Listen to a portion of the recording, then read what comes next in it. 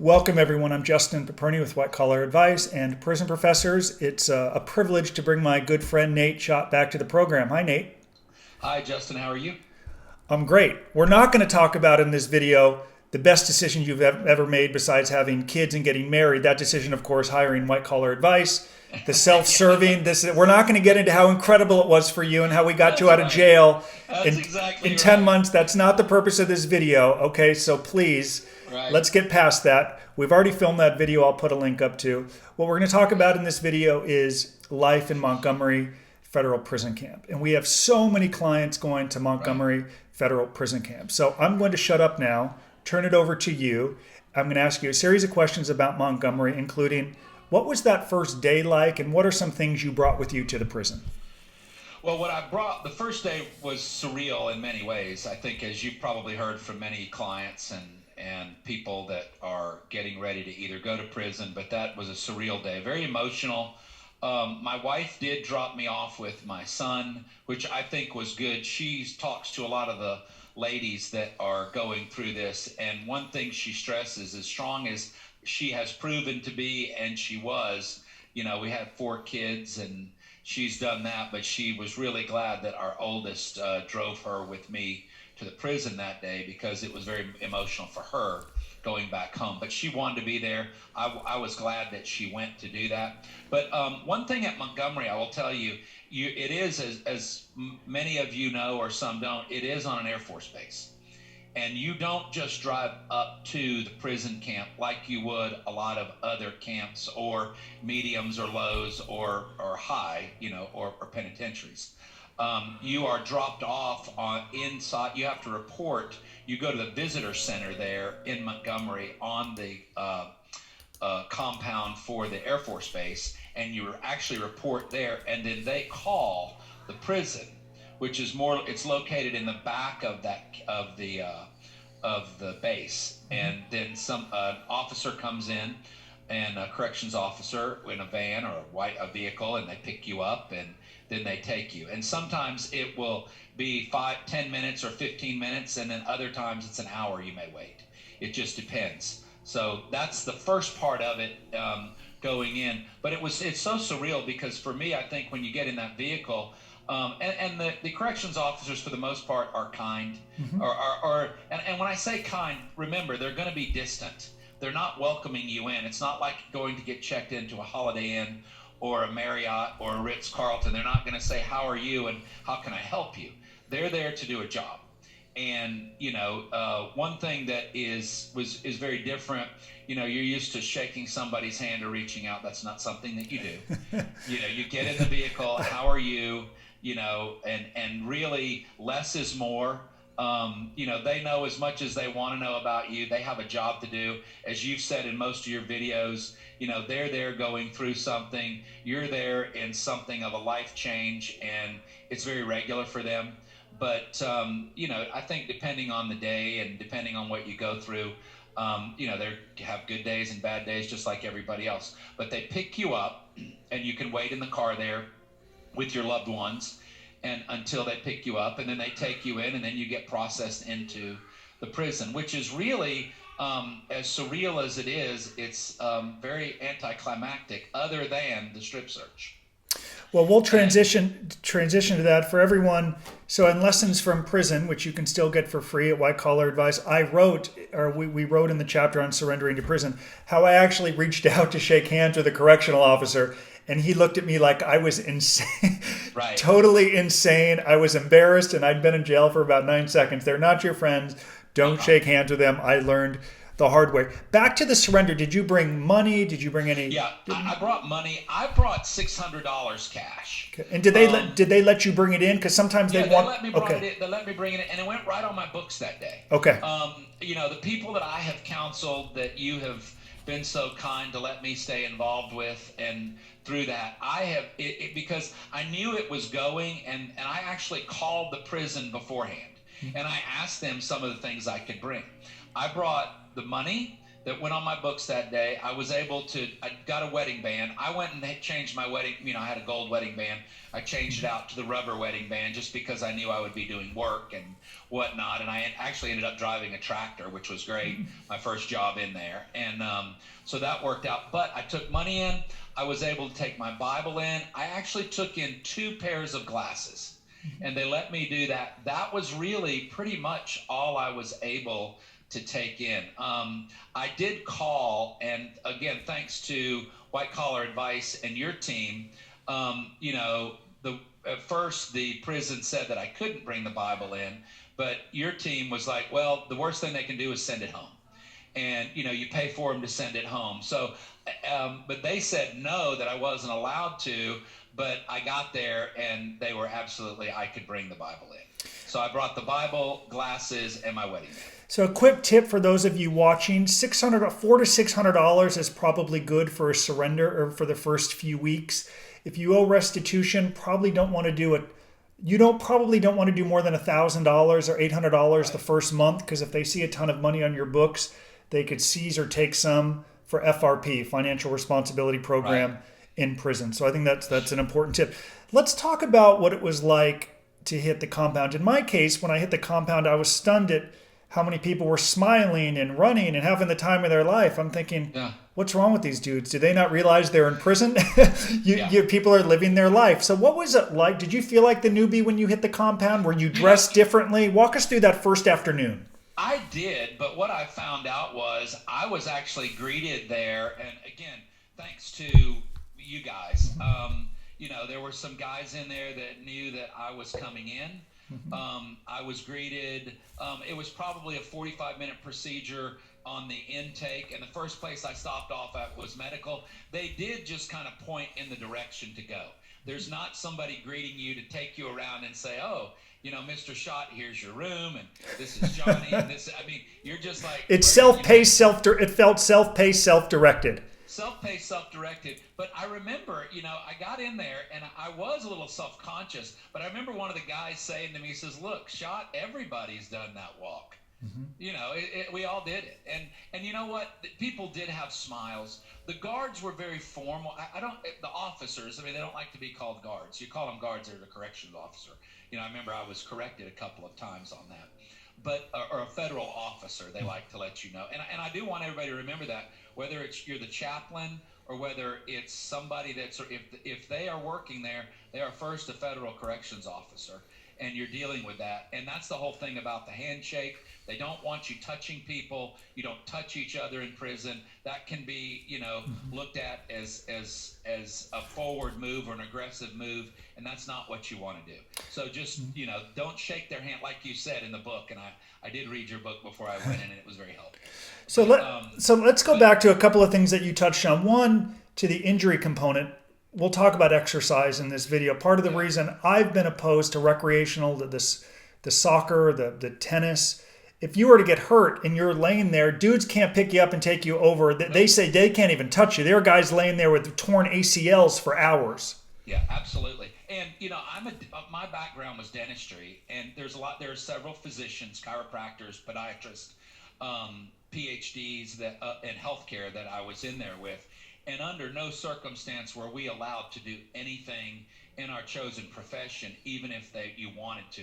It's not that we couldn't help you. We would get in trouble for it if we had done something, and they make that very clear.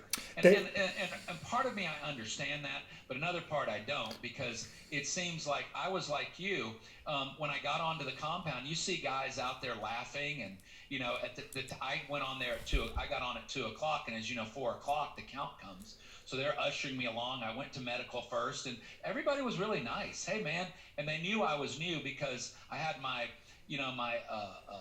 laundry bag over my shoulder with all of my towels and my sheets and everything in, and walking and not knowing where to go. And they're just, and the inmates are just very nice. And helpful. And they did have smiles on their faces. And, I had the look like in the South, they say like a cow looking at a new gate. You're looking like, what? And you're just going, huh? And, you don't really know. And I say all that to just say, but there was an atmosphere of, you're in now. And it was interesting because there was a sense of relief that came over me, because it started what all of this anticipation, and it really wasn't as bad as I thought it would be. Well, I think that's the old adage. So much of what we build up in our mind never happens. And part of why we really encourage people to write and document their journey, because that first day can feel somewhat traumatic, and then you wake up weeks or a month later and think it was no big deal. It was just one. Yeah. It was just one big day. Let's talk, before we get into exercise and jobs and any problems, pitfalls, and things to avoid. What does it look like? How many dorms are there? Is there a track? How long of a walk to the chow hall? Give us a lay of the land of Montgomery Federal Prison. In the front, there's an open part that you could still walk out of the camp if you wanted to. I mean, there are fences around several parts of it, but there's a front part that's wide open. I mean, you walk past the administration and there's not guards running around. I mean, they're doing jobs, but you could walk off the compound and you could walk right off. Now, I would not recommend that, neither would anybody else. But there are 3 dorms. When you walk onto it, you pass by an administration building. Then one of the first things you'll see is the medical area, or the infirmary, and then there's a chapel beside that. And they've got a separate phone room beside the chapel and this medical infirmary area. And then you look over to the right as you're walking in towards medical, and there's a chow hall, and then there's even like the room that they do arts and crafts and leather work. And beside that room is a place that you go, and where Core Links is, where all the email's done. And so it's very separated. I mean, it's a lot like a mini college campus in many ways. And around that, there's 3 dormitories. They're would be in like a little triangle type thing. 2 face each other and one off to the back. And you're assigned, they have nicknames. They'll call nicknames a dormitory, and some of the things that wouldn't be good to speak on the interview, but places that they go and where they send you.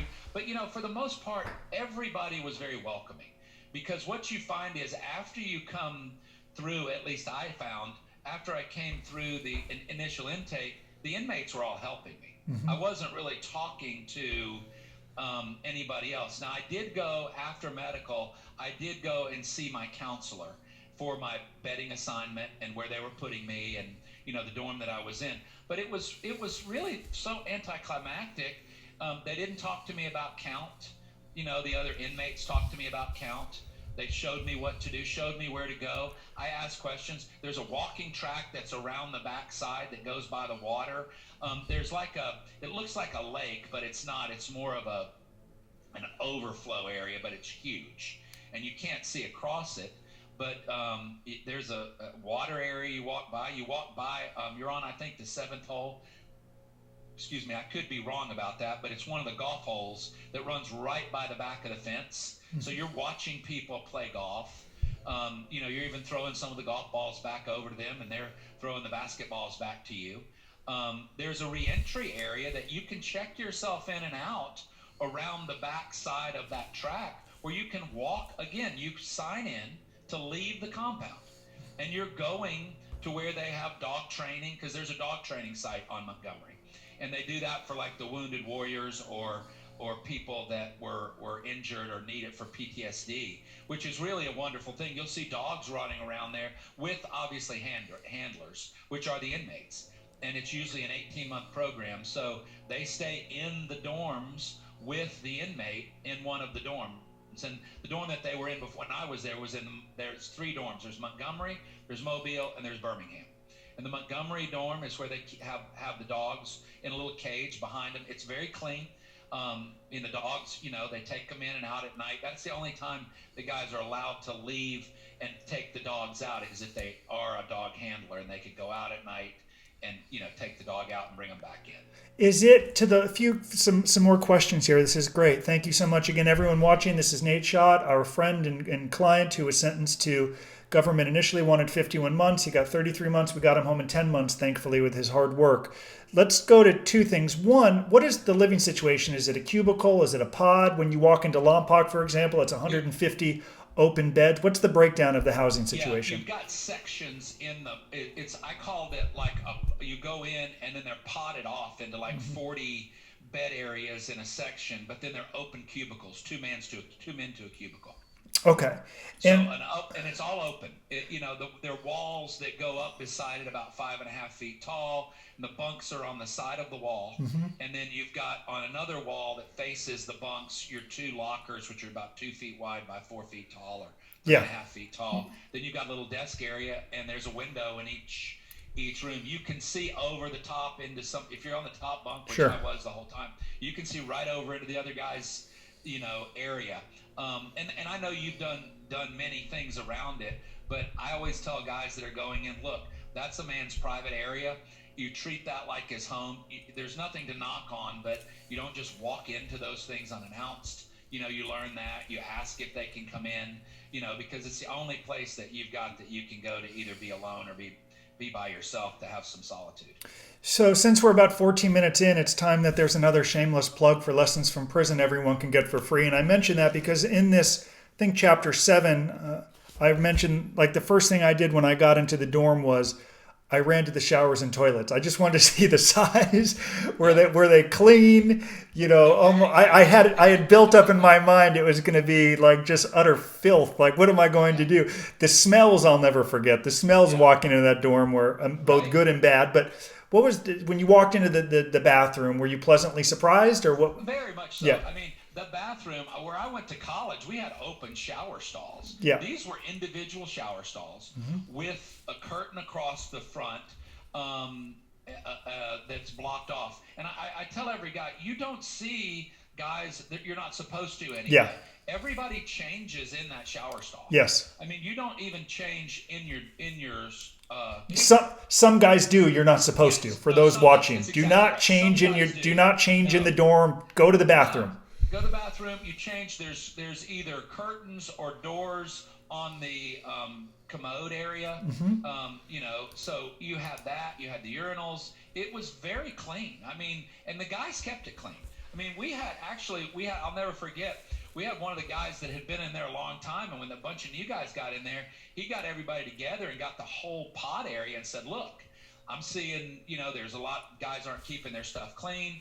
We've got to wash our hands. Everybody does. I mean, guys, they were really proud of keeping that clean. Yes. So you're going to go into not something that's just a dump, at least not there. Now, transit, which I didn't have to go through, and some of the other things, I've heard different stories there. I can't speak to that, but I can speak to, what happened at Montgomery. And it's a very clean facility. And actually, it's a nice facility. My understanding is they built those dorms for the servicemen, and they were going to use that, but they ended up, keeping the prison there because, as you know, Justin, the prisoners do a lot of the work that's on the Air Force Base. Clean up yards, cutting, serve the restaurants, secretarial, administrative duties, stuff like that. That's where I want to transition into next. In a lot of prisons, like when I went to prison, new prisoners had to go to the kitchen for 120 days. Walk us through, I know you mentioned you were driving a tractor, some of the more popular jobs at Montgomery, and also where most new prisoners are assigned. Most new prisoners are assigned to the kitchen because, as you would know, I mean, you are supporting, the inmates, we did everything. We supported the prison. If it needed to be cleaned up, touched up, yard work, fixed, electrical, HVAC, anything, the prisoners did it. And there's usually somebody in there that could do it. My understanding right now, there's about 300, according to the website, there's about 315 people in Montgomery right now. I also understand through somebody that has let me know they've got about 20 more people from today coming in this next week from Atlanta because they're down. When I went in, there was about 980 people.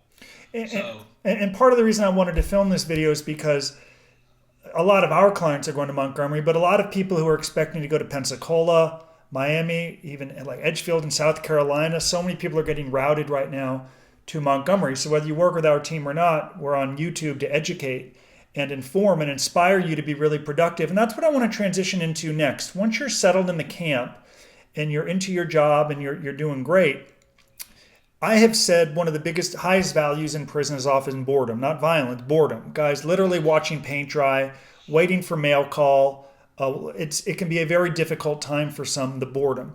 You were productive in prison. Can you talk Yes. about how you measured your productivity and why it was such a positive experience for you? Because I want everyone to have a productive, positive experience like you. Well, let me tell you, you said that, and I go back to something you and Michael Santos said in your videos and even in your book. Prepare yourself for the best possible outcome. And that was stamped into my psyche. I even wrote it down on a little 3x5 card. I had bought 3x5 cards for just to remember stuff and to do stuff, and just continue to prepare yourself for the best possible outcome. But something I really did, and you told me this, was to find a routine and to get into a routine and stay in a routine and try to do some of the same things over and over. Whether it was getting up when the lights came on, you still have a little time. A lot of guys would go out and walk the track. I, like you, did not do the sports because of what you said. I didn't do the team stuff. I didn't play softball. They've got a softball field or a baseball field. They've got tennis courts. They've got racquetball courts there. They've got basketball courts. They've got bocce ball courts. They even have a sand volleyball field or a court there. So they've got so much you can do there. And guys really take a lot of time into it. They don't have weights in the federal prison system in the camps anymore. It was our understanding. They didn't have those, but they had things like ellipticals, bike, stationary. But most guys are doing body resistance exercises anyway.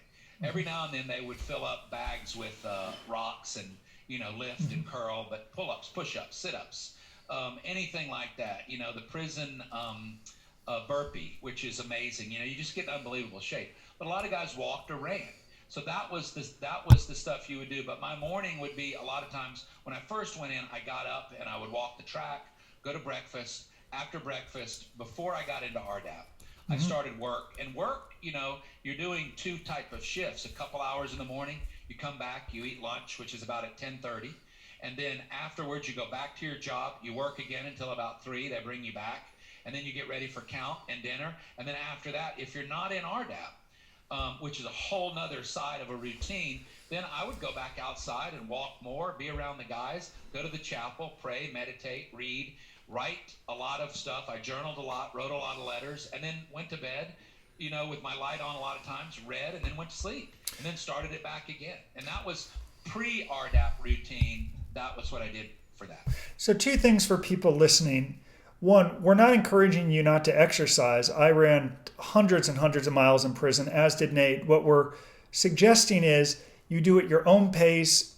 Running slowly around a dusty track is different than the movements with tennis and soccer and football. Right. Bocce ball, I still don't understand and will never play. It's hard to get hurt playing bocce ball, but also, and I've gotten some grief over the years from people who say, relax, slow down. What's the big deal? And what I'm referring to is, if you play softball or soccer, you then become beholden to 3 to 4 practices a week. And I've said, I don't think you should be practicing soccer 3 to 4 days a week unless you're going to be a professional soccer player when you come home. And so it's and the second part is you have to become resourceful. So you mentioned no weights. Guys are putting rocks in a bag. Well, technically a disciplinary infraction, I suppose. Not really a big deal that you're going to get in trouble for. But I do want to talk about guys who do get into trouble. When I was in prison, iPhones were just popping up, but they were not in prison. And without getting into specific stories and getting somebody into trouble, are iPhones just prolific and everywhere? Because I will tell you, Nate, there are people with whom we work on our team. When we cover disciplinary infractions, they say, Justin, I'm not dumb. I'm not going to do anything wrong. I want to get home. And yet sometimes bad mistakes happen. So talk about the iPhones and problems in prison. I can tell you, the same guys that said that to me, you get in there. And I remember a guy that I was in with, and he put on his locker with a 3x5 card, and I copied this too: do not get comfortable. And the problem is they get comfortable. You get comfortable in there, and you're watching guys do little things that you're watching them get away with. And that iPhone creeps in because it might be a neighbor or 2 over from you that has one. Now, I can honestly tell you, I never saw a phone, but I've heard of guys having them all the way through, but a lot of them get caught. Don't think those guards, the corrections officers, don't know what's going on, because people in there talk. if you get into RDAP, and this is maybe another time to talk or another video, but when you get into RDAP, there'll be a lot of guys say, I would never do that, but they're jealous and they would do it all day long, but they didn't qualify for it because they didn't prepare for it like you do with your clients. You know, if they need it, you prepare us for it and you show us how to do what we are supposed to get. So, but a lot of guys don't, and I'm telling you, every time, and this was something else the other guy said, don't get comfortable. And the first bit of advice he said, Doc, just remember this. Somebody's always watching you and somebody's always listening to you. And not that there were cameras in the bathroom or in our dorm side of it, there weren't. But everything is so open, people hear stuff. And right when you think you're whispering, you can hear a pin drop sometimes talking in that place, and people know what's happening. I never did that. I wasn't ever confronted with it, but I saw those same guys that said I would never be caught with it. I saw them caught with it, they got shipped. Where's so-and-so? He's gone. He went to a low. He lost his good time. They were in RDAP. They got kicked out of RDAP. They lost their time there. And when they were supposed to get out a month after I did, they're still serving time. And that transition, as we get to the end of this video, I know you avoided staff unless you had to, and you adjusted well, you formed the right friendships. And I know in a 33-month sentence, even with RDAP, you were given additional halfway house time, which had nothing to do with the global pandemic, but rather, I think, to your adjustment in working. So as we wrap up this video, could you offer some advice to the soon-to-be prisoner who wants to achieve exactly what you did? Get in, be productive, get out and get home to your family and continue to thrive? Yeah, learn that you have time. You're going to have to learn, and as white-collar guys, I say this. We are used to getting things when we want, the way we want. Learn to trust the process a little bit more. Turn inward, prepare, be kind, smile. Like I think I said on one of your responses, what we learned in kindergarten. Be nice to people. You're going to see a lot of guys that are going to talk behind these officers' back, the corrections officers, the counselors, your case managers. They're going to find out. Just do the best you can do. Let them know that you're productive. They're going to see if you're productive or not, because they're going to know everything that you're doing. They're going to know, they're going to size you up, and they're going to find out. They know if you're going to kiss up, or they know if you're going to really be who you say you're being in there, whether you should be there or not, and whether they can trust you to go home. And that's the thing that I think happened there with me. They knew I wasn't going to be a problem. I mean, they pushed my buttons sometimes to see where I was initially. They're going to test you a little bit. Sure. But once they see who you are and what you're about, I think they're going to, it's not that you're going to get special treatment, but you're not going to be on the list that doesn't get, they're like, he's a real problem. For sure. I want to talk about programs and perspective and harken back to an email you sent me from prison. Let's come back to programs. You touched on RDAP, the early release program Nate completed that took time off of his sentence. Enrolling in all sorts of programming can both pass time. Many of the programs are good. Can you talk about some of the other programs besides the drug program that existed at Montgomery? Yeah, there is truck driving, which you get Class B. I would recommend doing that if you're there. There's the dog program that is really wonderful. I mean, you learn to train dogs. You learn to be with them. I mean, you can really take that. You can take that somewhere and really do good with that. And when you get out, you could actually make money doing that if you learn how to dog train. There's an HVAC program. I think they have that on hold. It's for longer. You've got to be in for a long time. The same thing with electrician program. They've got like an electrician's program there. They've got an agricultural program, which is for horticulture and doing landscaping and things like that. Those are the formal programs. And then of course each night, I went through an accounting program from a guy who used to be a CFO of a large company out of Atlanta. And I learned a ton from him. I mean, it was amazing, and it was like an 8-week class, and you did it, each Wednesday night, and you could do that. And there's all kinds of little things that you can take that way. I do believe that's the stuff that helped me as well, because I tried to stay busy and I stayed in as much programming as I could. So you really touch on, before I go to our last couple of questions, the idea of having a win-win, of helping others and helping yourself. So attending classes or teaching a class. I taught a class for a little while in prison. helping others, but you're also developing your communication skills. You're learning to speak in front of a group. Finding that win-win in prison will help the time fly by. You'll feel productive, and you won't be just staring at the calendar every single day, which is how so many people serve time. But you want something to take away from it, and as productive as you could be. I did get a lot of visits. I enjoyed the visits. The way I understand visits are at Montgomery right now, this is a question that comes up. It's on a modified schedule. Go to their website, but there's plexiglass. It's completely different than it was when I was there. This is because of the pandemic, but I do believe they're still allowing visits, but you would want to check with that. And I would really recommend anybody before they make their travel arrangements, call down there and check. And I'll put up a link to bop.gov in the description to this YouTube video with a link to Montgomery. It's also a good idea to go through the handbook, though a lot of it's boilerplate. Last question, and we're going to close with an email you sent me. Actually, before that, as a reminder, everyone do your job in prison. Whether it's 30 minutes or an hour, there will be opportunities for you to have someone do your job. A book of stamps, I think it's lazy. I think it shows indifference. You're not willing to contribute to this community. Staff may not care. Do your job. I always did my job. In a separate video, we can talk about the prison hustle, what you can outsource, what you can pay for. A lot of that is, some of it is allowed. If not, we'll get into that. Do your job. Last thing about perspective. You sent me an email about 4 months in talking about perspective, and you were around people serving very lengthy sentences for nonviolent drug crimes, and you felt a sense of gratitude that perhaps your sentence wasn't longer. You had so much waiting for you. So talk about some of the perspective you found while in prison. The perspective I found, and that was an email I sent you, but we talked a little bit about it. I was really, even with a 33-month sentence, considered a short timer. Mm-hmm. And I learned that there were guys in there that had been in for 25 years that had worked their way down. Look at my partner, Michael Santos, did 26 years. Yeah, and you know what? On that, at 33 months, even if I had to do all of that, is a long time. But you can get in there and be whiny, or you can be productive and know that time's going to pass. Look, I had days, every guy had days that I saw, red eyes, tears, things reminded them of home. They had up and down moods, but you don't have to go, and you don't keep talking about just when am I going to get out? When is it going to happen?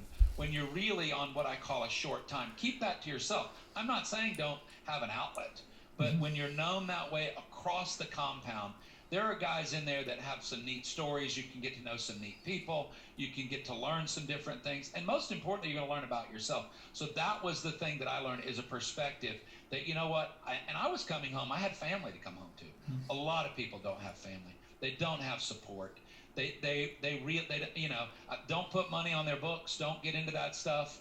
But they don't have the things that a lot of us that went in have, and we're still intact when we come out to a large degree. Now, to everyone watching, I want you to be like Nate and everyone on our team and our clients. Don't wish for it to be over. And what I mean by that is, there are people in prison, you surrender for 2 years or 3 years, who would say to you, I would do anything to jump to the end right now. Just fast forward 2 or 3 years of my life and be at my release date.